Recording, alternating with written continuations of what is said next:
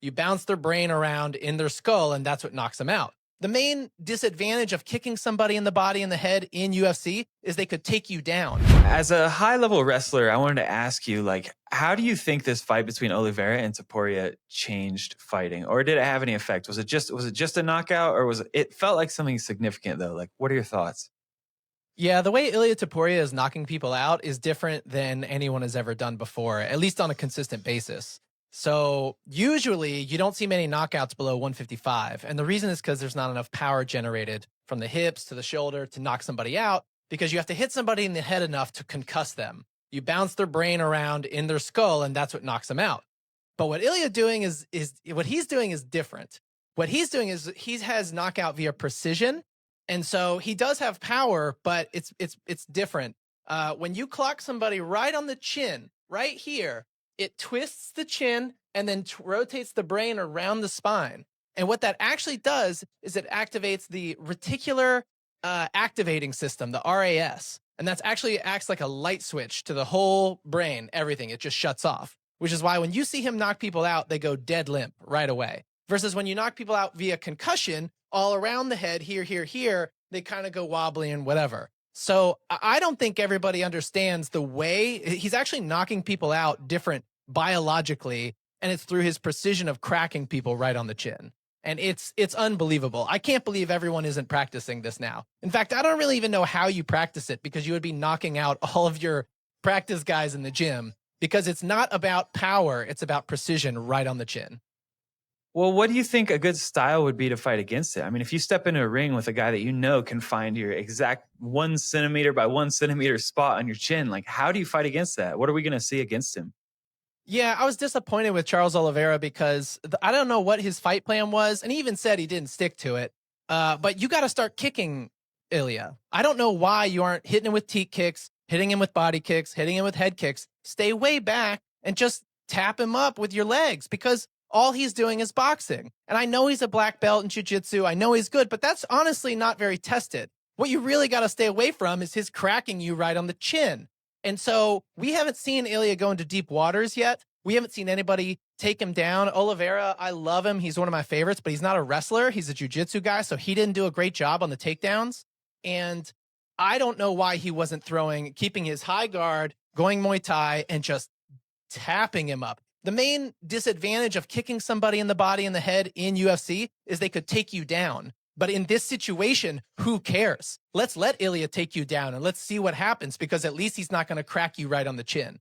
So I was really disappointed in Oliveira's game plan, and he just looked scared from the beginning. Like, even the way he addressed the crowd, the way he went around the ring, I've seen all of his fights, and this one, he just looked flat. Yeah, man, it's sad to see him go like that, because he was still on top. Like, I don't think this was a case of a fighter being too old. I think he's a little older, but I think he's still on top. Man, I think he's done after that.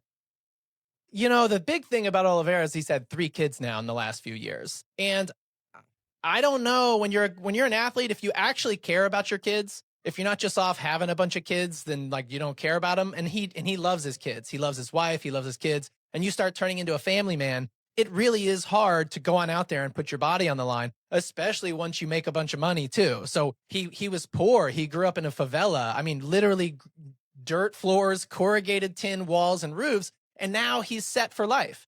And so you're set for life. You have a beautiful wife, 3 beautiful kids, and you're a family man. Like, it's really hard to retain that killer instinct. So I think physically he's right there at his peak, maybe a touch after, but it is really hard to go against somebody like Ilia, who's 27 years old, undefeated, and he's out to prove something. Well, to try to put it in context, like, what sort of fight in the past have we seen where it was like a change of an era, a change of a fighting style that sort of is analogous to what we just saw with Topuria? Well, the introduction of the leg kick. I mean, we had Chuck Liddell knocking everybody out, and everybody had to fight against that. And so we introduced the leg kick because that helped take away someone's jab.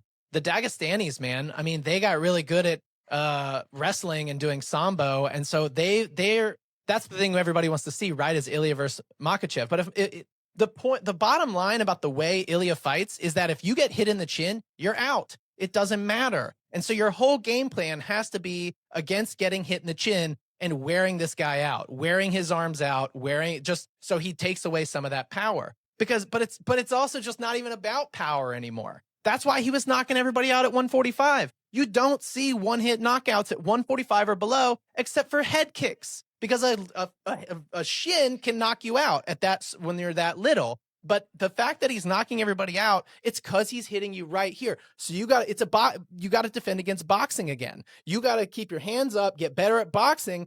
And the thing you do against boxers is kick the hell out of them. Like, just beat them up, because what's he going to do? Catch your foot and wrestle you? Great. Let's go to the ground against Ilia Topuria. That's a much better place to be for the first 1 or 2 rounds until he gets tired. Like, we just haven't seen anybody do it yet. And he even said it. Ilia said he was going to knock him out in the first round. And if you watch what Ilia does, he was hyper aggressive. Like, no way he could go 5 rounds that way. So he planned his game plan around knocking out Oliveira. And he knew he was going to catch him because Oliveira always hangs his chin out there. He stands up real high and he always gets clocked. So so Ilia knew with his speed advantage and everything, all he had to do was catch him one time. And I was disappointed because Oliveira he didn't kick him like once. And I don't know why you wouldn't do that, because it's just disappointing. Well, so let's say we do see a Makhachev-Topuria fight. How do you think Makhachev approaches it, and who's your call? Man, Makhachev he better do it father's way, which is all wrestling, which is Khabib's dad's. They called it father's way. And Khabib's dad didn't like seeing people bleed, and he thought it was the more honorable way to beat somebody without making them bleed. And so wrestling would be a way to beat somebody up without making them bleed. And Makhachev better go to the ground. I mean, he better, but even what happened in the Oliveira Topuria fight, he got him in the clinch. Just Oliveira's not a wrestler. He's a jiu-jitsu. He didn't know how to take him down. It was this terrible foot sweep, and it showed no wrestling abilities, unfortunately. And again, I love Oliveira. He's my favorite fighter. But he leans so hard on his jiu-jitsu that he doesn't know wrestling. So I would be worried for Ilia against Islam, specifically because Islam's going to be much bigger than him. And he's an incredible wrestler. So Ilia's best game plan is probably going to be the exact same thing, is knock him out in the first round. Because if you go into round 2 or 3 against Islam Makhachev, I don't think he's coming out of it.